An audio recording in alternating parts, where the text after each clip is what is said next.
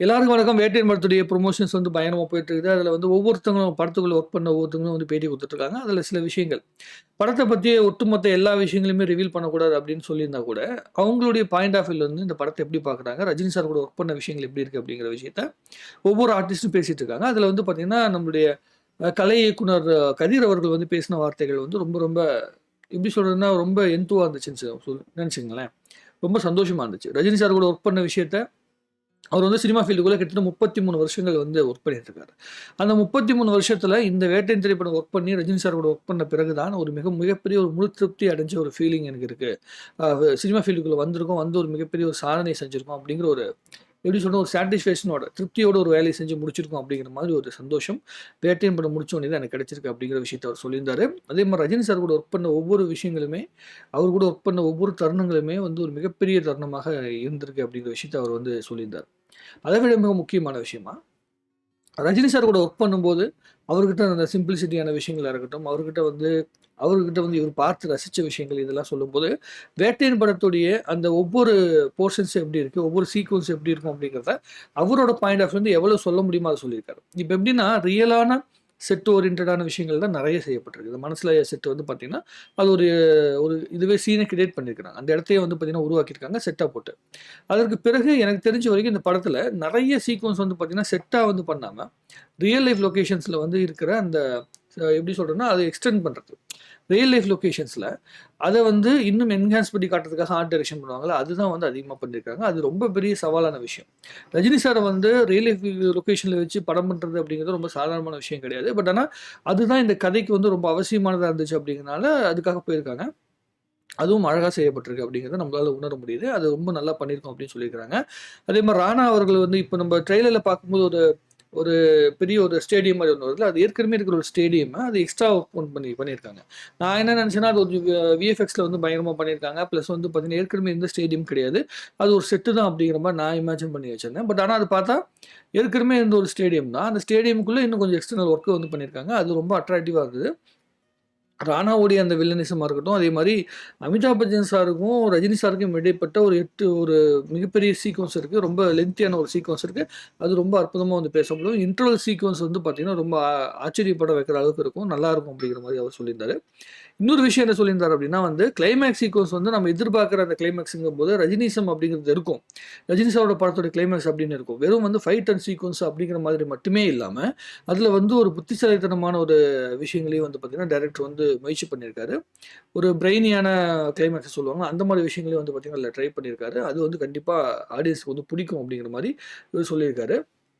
கதிர் சாருடைய ஒர்க்க வந்து பார்த்தீங்கன்னா, நம்ம நெறைய படங்கள்ல வந்து பேசப்பட்டுருக்கோம். நம்ம வந்து வேட்டையன் படத்துல தான் இப்ப நம்ம ஒரு படத்துல வந்து ஒருத்தவங்க ஒர்க் பண்ணும்போது, அந்த ஆர்ட் டைரக்டர் பத்தியோ, இல்ல வந்து உள்ளுக்குள்ள இருக்க டெக்னீஷியன பத்தியோ நம்ம நெறைய பேசுறதில்ல. அது வந்து ரொம்ப ரொம்ப நடக்கறதில்ல.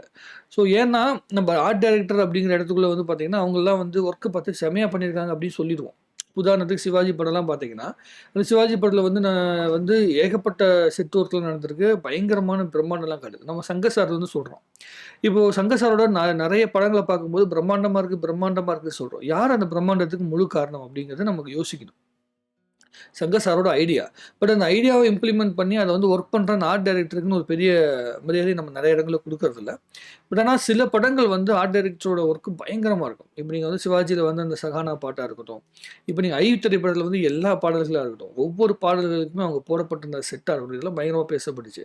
ஸோ இந்த திரைப்படத்துல ரியல் லைஃப் லொகேஷன்ஸ்க்குள்ள எந்த அளவு அழகான வந்து செட் ஒர்க் நடந்திருக்கு அப்படிங்கிற விஷயத்த நம்ம படம் பார்க்கும்போது புரிஞ்சுக்க முடியும் அப்படின்னு நெனைக்கிறேன்.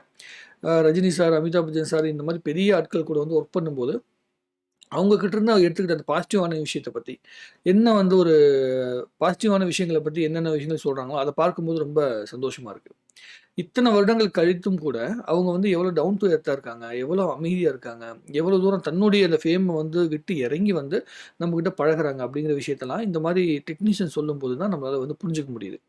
இத நம்ம வந்து ஒரு செய்தியா போடுறோம்னு வைங்களேன். இத பத்தி நம்ம ஒரு டிஸ்கஷன் போடுறோம் அப்படின்னா, அதையும் பல பேர் புரிஞ்சுக்காம என்ன பண்றாங்கன்னா, "இல்ல என்னங்க எப்ப பார்த்தாலும் சினிமா பத்தி பேசிட்டு இருக்கீங்க. ஆமா ரஜினிகாந்த் வந்து அத பண்ணிட்டாரா, இத பண்ணிட்டாரா?" முதல்ல ஒரு விஷயம் நம்ம தெளிவா புரிஞ்சுக்கணும். ஒரு தொழில் இருக்கு. அந்த தொழிலுக்குள்ள வந்து நேர்மையாக, நியாயமாக ஒரு வேலைய செய்றது அப்படிங்கிறது ரொம்ப ரொம்ப முக்கியமான விஷயம். அந்த நேர்மையா செஞ்சு அத வந்து ஒரு ஃபேம் வந்துருதுன்னு வைங்களேன். இப்ப நீங்க ஒரு ஆஃபீஸ்ல வேல பார்க்குறீங்க. வேல பார்த்துட்டு உங்களுக்கு பெரிய பொசிஷன்ல நீங்க உட்கார்ந்துருக்கீங்க அப்படின்னா, நீங்க உங்களுக்குன்னு ஒரு ஆட்டிட்யூட் வரும். இப்ப 50 வருஷமா ஒரு ஃபீல்டுக்குள்ள வந்து பீக்ல இருக்கிற ஒரு மனுஷனுக்கு எவ்வளவு ஆட்டிட்யூட் இருக்கணும் லாஜிக்கலி. ஆனா, அவர வந்து எல்லாருமே விமர்சனம் பண்ற அளவுக்கு ஒரு ஸ்பேஸ் அவர் விட்டுருக்காரு. ஆனா, இப்ப வளர்ந்து வர நடிகர்கள் கூட விமர்சனங்கள வந்து ஏத்துக்கொள்ற மனநிலை கிடையாது.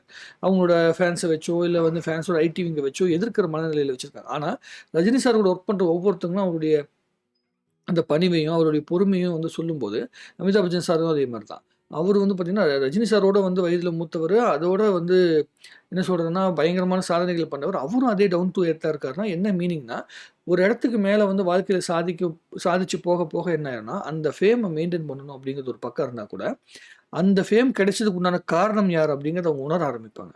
ஒரு வெற்றியுடைய எல்லைய தாண்டும்போது. ஸோ நம்மளுடைய திறமைக்கு மீறி, நம்மளுடைய எதிர்பார்ப்பு, நம்மளுடைய உழைப்பை மீறி நமக்கு ஒரு சக்சஸ் கிடைக்குது அப்படிங்கிறத உணர்ந்ததுனால தான், அவங்க எல்லாருமே டவுன் டூ எர்த்தா இருக்காங்க. அதுதான் இவங்களுடைய ஒவ்வொரு பேட்டிகள்லயும் நம்மகிட்ட வந்து சேருது அப்படிங்கிறத பார்க்கும்போது ரொம்ப ரொம்ப சந்தோஷமா இருக்கு.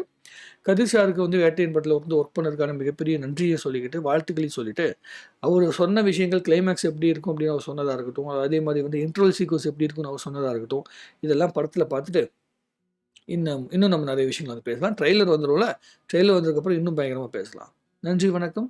வாழ்க தமிழ்நாடு! வளர்க தமிழ் சினிமா!